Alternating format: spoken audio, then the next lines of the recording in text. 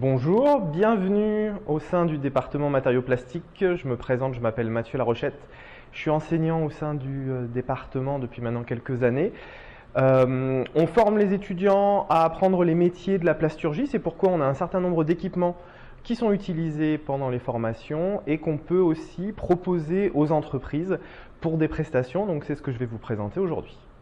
On va commencer tout d'abord par discuter un petit peu des propriétés mécaniques des matériaux. Donc on a les méthodes d'essai standards pour caractériser les matières. Donc ici, un mouton Charpie qui permet d'effectuer des mesures de résilience avec des marteaux de 1, 2 et 4 joules qui permettent de tester globalement les principaux matériaux plastiques et avec la possibilité d'effectuer des entailles de type A pour pouvoir tester là encore le maximum de matériaux. Donc nous avons aussi un dynamomètre qui nous permet de faire des mesures de traction, de flexion 3 points et aussi de pelage.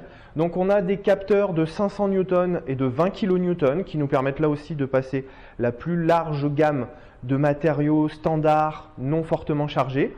Et on a une machine qui nous permet de monter à des vitesses d'essai jusqu'à 500 mm/min, là aussi pour balayer une large gamme de types d'essai. Pour compléter tout ça, on a la possibilité d'effectuer des mesures de dureté avec un duromètre Shore de type A et de type D pour là aussi tester la plus large gamme de matières plastiques standards. Donc là, on vient de voir rapidement les différents types de caractérisation qu'on pouvait faire mécaniques sur les pièces, mais c'est aussi important de connaître le comportement de la matière à l'état fondu quand elle va être mise en œuvre. C'est pourquoi on est équipé d'un plastographe MFI qui nous permet de faire des mesures de MFR et de MVR. On a la possibilité d'effectuer des essais avec des masses allant jusqu'à 5 kg et des températures maximum d'utilisation de 430 degrés.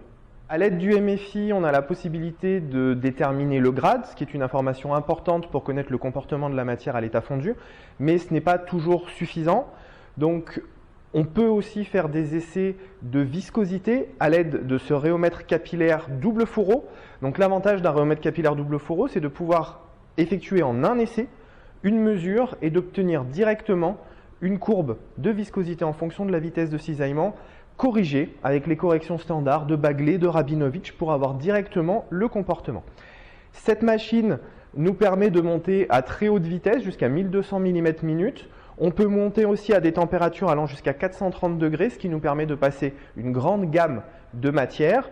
On a des capteurs de pression allant de 3,5 à 70 mégapascales qui nous permet là aussi de balayer une large gamme et des filières de diamètre 0,5, 1 et 2 mm avec des filières à angle plat et à angle conique, ce qui nous permet aussi de passer des matériaux chargés. De plus, on peut équiper l'appareil d'un système de flux d'azote qui nous permet d'éviter la dégradation des matériaux pour les matériaux thermosensibles. Donc cette machine va nous permettre de déterminer la viscosité aux températures et aux vitesses de cisaillement qu'on va retrouver dans les procédés de mise en œuvre. Donc c'est très intéressant pour connaître vraiment le comportement de notre matériau.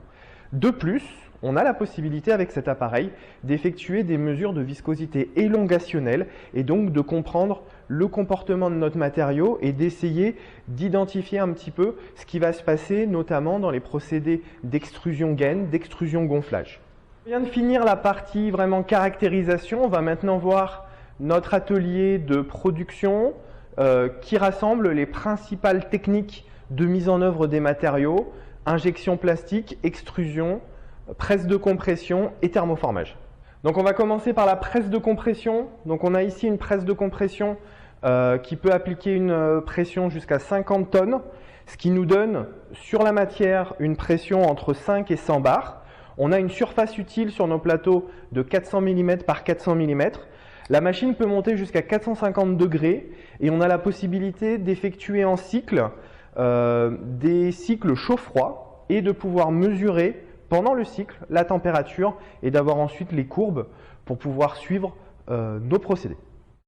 Passons maintenant à l'extrusion. Donc nous sommes équipés d'une extrudeuse bivis corotative à vis interpénétrée avec des vis de diamètre 21 mm, de longueur 50 D. Ce sont des vis adaptables, donc on peut changer notre profil en fonction des besoins.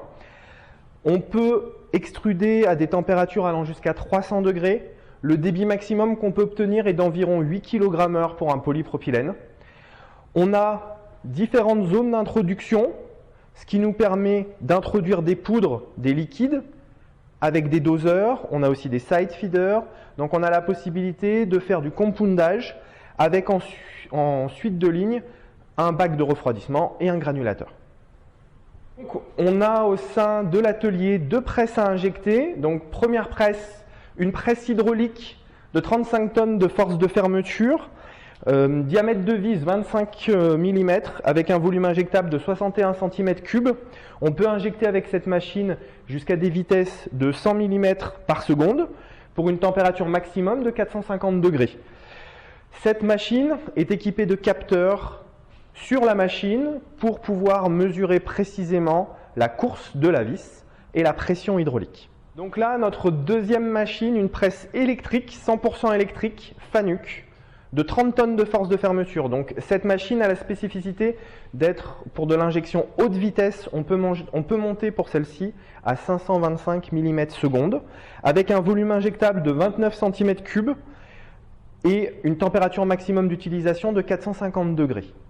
En plus de tout ça, nous sommes équipés de 2 dessicateurs qui nous permettent donc de sécher nos matières de volume 15 et 30 litres avec des températures maximum de séchage de 180 degrés et un point de rosée allant jusqu'à moins 40 degrés qui nous permet d'avoir des taux d'hygrométrie assez bas.